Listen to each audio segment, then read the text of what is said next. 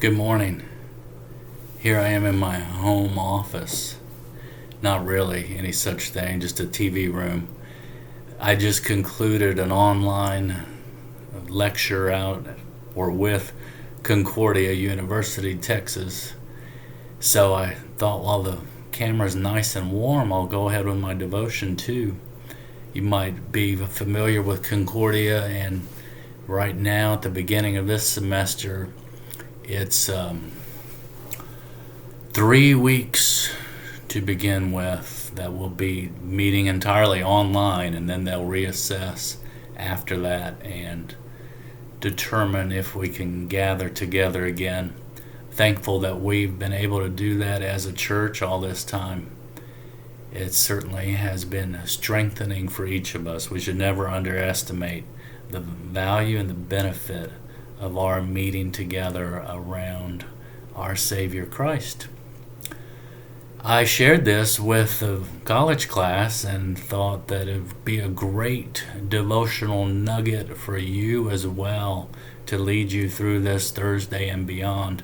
So I'm going to read it now with you. This comes from St. Francis of Assisi, a long time ago, 800 years ago probably, that Francis was active in the world, and truly in the world. You know, he was a lover of nature as an expression of God's goodness, and he always felt that tremendously deep kinship with God's creation. The sun and the moon, the trees, the plants, all the animals in their proper role. So anyway, here's what Francis said in another venue. Quote, "We are only afraid of death as long as we do not know who we are.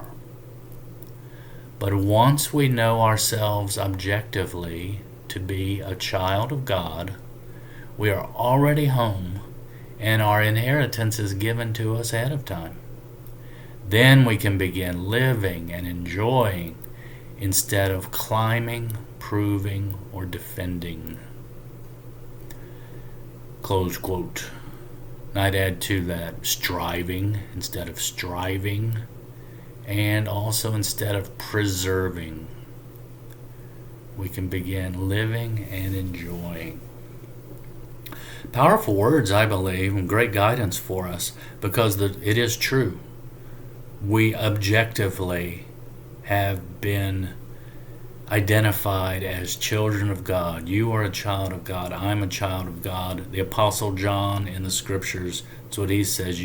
Because you are a child of God, you are loved by God. You are known by Him and to Him, and you can know yourself in the light of that truth as well. Even as all the world falls apart, and it seems often that there is only decay in store,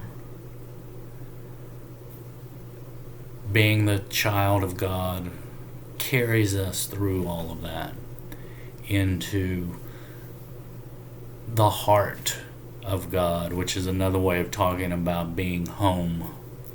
We're at rest. We're at peace in the presence of the Lord. There's nothing missing or lacking for His children. He daily and richly provides all that we need in body and soul. So you know that, you believe it, you've heard it, you've claimed it by faith, and now to live it. Actually, to see this opportunity of this Thursday, starting here at 9:15 and going forward, to live and enjoy the gifts of God as they unfold for us, to us, and around us. We can encourage each other to that, to not give heart, not to not lose heart, not to give up, not to turn away or relinquish our calling because times are tough and there are too many challenges, but instead to return to our fundamental identity and to let that inform and guide all of our actions, all of our interactions.